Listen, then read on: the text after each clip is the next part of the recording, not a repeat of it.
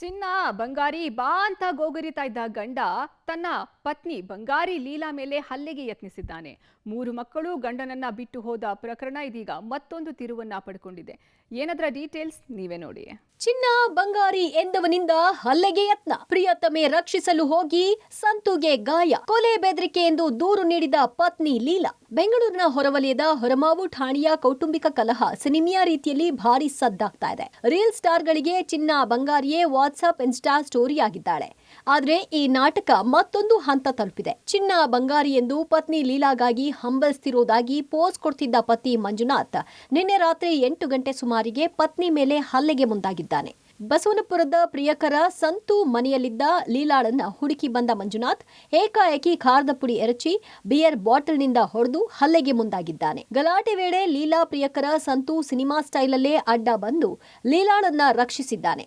ಈ ವೇಳೆ ಸಂತೋಷ್ ಕೈಗೆ ಗಾಯವಾಗಿದೆ.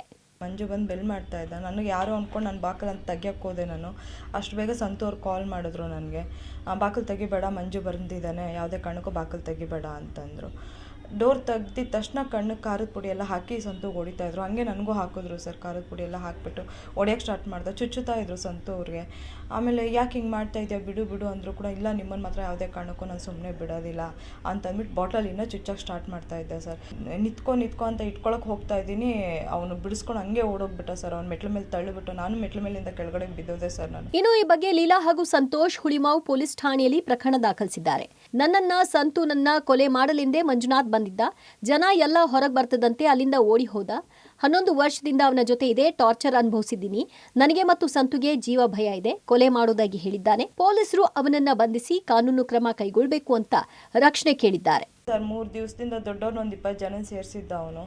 ಅವರು ಎಲ್ಲ ಮಾತುಕತೆ ಎಲ್ಲ ಮಾಡಿದ್ರು. ಸರಿ, ಕೋರ್ಟಲ್ಲಿ ಡಿಸೈಡ್ ಆಗೋವರೆಗೂ ಮಕ್ಕಳನ್ನ ನೀನೇ ನೋಡ್ಕೊಳ್ಳಮ್ಮ, ಅದಕ್ಕೂ ನನಗೆ ಸಂಬಂಧ ಏನೂ ಇಲ್ಲ, ಕಳ್ಸಂಗಿದ್ರೆ 3 ಜನನ ಕಳಿಸು ಅಂತಂದರು. ಇಲ್ಲ, ನಾನು ಯಾವುದೇ ಕಾರಣಕ್ಕೂ ನಾನು ಮಗುನ ಕೊಡಲ್ಲ, ಹೆಣ್ಮಗು ನಾನು ಕಳಿಸಲ್ಲ, ಬರೋಂಗಿದ್ರೆ ಕರ್ಕೋ ಅಂತ ನಾನು ಹೇಳಿದೆ. ಅದಕ್ಕೆ ಇಲ್ಲ, ನನ್ನ ಮಗಳನ್ನ ಯಾವುದೇ ಕಾರಣಕ್ಕೂ ನಾನು ಕಳಿಸಲ್ಲ ಅಂತ ನಾನು ಹೇಳಿದಾದ್ಮೇಲೆ ಸರಿ 3 ಜನ ಮಕ್ಕಳನ್ನ ನೀನೇ ಇಟ್ಕೊ, ನೀನೇ ಸಾಕೋ ಅಂತೆಲ್ಲ ಹೇಳ್ದೆ ಸರ್. ಸರಿ ಆಯಿತು, ನನ್ನ ಮಕ್ಕಳು ನಾನೇ ಸಾಕ್ತೀನಿ ಅಂತಂದ್ಬಿಟ್ಟು ಕರ್ಕೊಬಂದಿದ್ದೀನಿ ಸರ್. ಜೊತೆಯಲ್ಲೇ ಇದ್ದಾರೆ ಮಕ್ಕಳೆಲ್ಲ.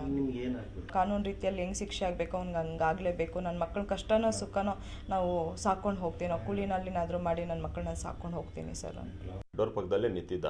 ಯಾಕಪ್ಪ ಬಂದಿದ್ದು, ಇವಾಗೆಲ್ಲ ಮನೆಯೆಲ್ಲ ಮಾತುಕತೆ ಆಯ್ತಲ್ಲ, ಯಾಕೆ ಬಂದಿದ್ದು ಅಂದೆ. ಏನು ಮಾತಾಡಿಲ್ಲ, ಏಕಾಏಕಿ ಕಣ್ಣಿಗೆ ಖಾರದ ಪುಡಿ ಹೊಡೆದ್ಬಿಟ್ಟ. ಆಮೇಲೆ ಕಣ್ಣಿಗೆ ಖಾರದ ಪುಡಿ ಹೊಡೆದಿದ್ದೇನೆ. ನಮ್ಮ ಫ್ರೆಂಡನ್ನ ಕರೆದೆ, ನಾನು ಖಾರದ ಪುಡಿ ಹಾಕ್ಬಿಟ್ಟಿದ್ದೇನೆ, ಬರ್ರಿ ಏನೋ ಮಾಡ್ತಾನೆ ಇವನು ಅಂತ ಕರೆದೆ. ಅವ್ರು ಯಾರೂ ಬರಲಿಲ್ಲ. ಏಕಾಏಕಿ ಬಾಟ್ಲುಗಳಲ್ಲಿ ಹೊಡೆಯೋಕ್ಕೆ ಸ್ಟಾರ್ಟ್ ಮಾಡ್ದ. ಆ ಬಾಟ್ಲುಗಳಲ್ಲಿ ಹೊಡೆಯೋಕ್ಕೆ ಸ್ಟಾರ್ಟ್ ಮಾಡ್ದ. ಹೊಟ್ಟೆಗೇನೋ ಕುಚ್ಚಕ್ಕೆ ಬಂದಾಗ ನಾನು ಕೈ ಅಡ್ಡ ಇಕ್ಕಿದಾಗ ಆ ಕೈ ಫುಲ್ಲು ಓಪನ್ ಆಗಿಬಿಟ್ಟಿದ್ದೆ. ಈ ಕಡೆ ಬೆನ್ನಿಗೆ ಚುಚ್ಚಿದ್ದಾನೆ, ಈ ಕಡೆ ತಲೆಗೆ ಹೊಡೆದಿದ್ದಾನೆ. ಅದೇ ಬಿಡಲ್ಲ, ನಿಮ್ಮನ್ನ ಯಾವುದೇ ಕಾರಣಕ್ಕೂ ನಿಮ್ಮನ್ನ ಬಿಡಲ್ಲ, ಸಾಯ್ತೀನಿ. ಆದ್ರೆ ಈ ಆರೋಪ ಸುಳ್ಳು ಅಂತ ಪತಿ ಮಂಜುನಾಥ್ 7 ಜನ ಸೇರಿ ನನ್ನನ್ನ ಕೊಲೆ ಮಾಡಲು ಪ್ಲಾನ್ ಮಾಡಿದ್ರು. ನನ್ನ ಹೆಂಡತಿ ಸಂತು ಅವರ ಸ್ನೇಹಿತರು ಸೇರಿ ನನ್ನ ಮೇಲೆ ಹಲ್ಲೆ ಮಾಡಲು ಮುಂದಾದ್ರು. ಅವರಿಂದ ನಾನು ತಪ್ಪಿಸ್ಕೊಂಡು ಬಂದಿದ್ದೇನೆ. ನನಗೆ ನನ್ನ ಮಕ್ಕಳಿಗೆ ನ್ಯಾಯ ಕೊಡಿಸಿ ಅಂತ ಪತಿ ಕಣ್ಣೀರ್ ಹಾಕಿದ್ದಾನೆ. ಮಕ್ಕಳ ಹತ್ರ ಮಾತಾಡ್ಸೋಣ ಅಂತ ಹೋದೆ. ಯಾಕಂದ್ರೆ 3 ದಿವಸ ಆಗಿತ್ತು ನಾನು ನೋಡಿ. ನಾನು ತುಂಬಾ ದೂರದಲ್ಲಿದ್ದೆ, ಡ್ಯೂಟಿ ಮಾಡ್ಕೊಂಡು ಬಂದೆ. ಮಕ್ಕಳು ನೋಡೋಣ ಅಂತ ನೆನ್ನೆ ಹೋಗಿದ್ದಂತೂ ನಿಜ. ನಾನು ಹೋದ ಮೇಲೆ ಇವ್ರು 5-6 ಜನ ಬಂದಿದ್ರು ನನ್ಗೆ ಅಟ್ಯಾಕ್ ಮಾಡಿ ನೋಡಿ ನನ್ನ ಕೈ ಇದೆಲ್ಲ ಫುಲ್ಲು ನನ್ಗೆ ಇದು ಮಾಡ್ಬಿಟ್ಟಿದ್ದಾರೆ. ಇದಕ್ಕೆ ಹೊಲಿಗೆ ಹಾಕ್ಬೇಕಂತೆ ಈ ಸೈಡ್ ಎಲ್ಲ ಏಟಾಗ್ಬಿಟ್ಟಿದೆ ನನಗೆ. ಆಮೇಲೆ ಇಲ್ಲಿ ಏಟಾಗಿದೆ ನೋಡಿ ಸರ್, ಇಲ್ಲಿ ತಲೆ ಹತ್ರ ಎಲ್ಲ ಗಾಯ ಆಗಿದೆ. ನಾನು ನಿಂತಿ ತಳ್ಳಿರೋದು. 7-8 ಜನ ಇದ್ರು ಇವರು. ಇಲ್ಲವ್ರು ನನ್ನ ಸಾಯಿಸ್ಬಿಡೋರು ಇವ್ರು. ನೆನ್ನೆ ನೈಟ್ ನನ್ನ ನೋಡಿದ್ರೆ ಈ ತರ ಅಟ್ಯಾಕ್ ಮಾಡಿದ್ದಾರೆ. ದಯವಿಟ್ಟು ಸರ್ ಎಲ್ಲ ನನ್ನ ಕಾಪಾಡಿ ಸರ್. ಅವರೆಲ್ಲ ಮಾಹಿತಿ ಎಲ್ಲ ಕೊಟ್ಟಿದ್ದಾರೆ, ಎಲ್ಲ ಕೆಟ್ಟದಾಗ ಕೊಟ್ಟಿದ್ದಾರೆ ಸರ್. ಅದೆಲ್ಲ ಸುಳ್ಳು. ಅವ್ರು 7 ಜನ ಇದ್ರೆ ನಾನು ಬಚಾವಾಗಿ ಬಂದಿರೋದೇ ಹೆಚ್ಚು. ನನ್ನ ಪ್ರಾಣಕ್ಕೆ ಇದಾಗಿದೆ ಸರ್. ಪತಿ ಮಂಜುನಾಥ್ ಮಾನಸಿಕ ದೈಹಿಕ ಕಿರುಕುಳ ನೀಡ್ತಾನೆ.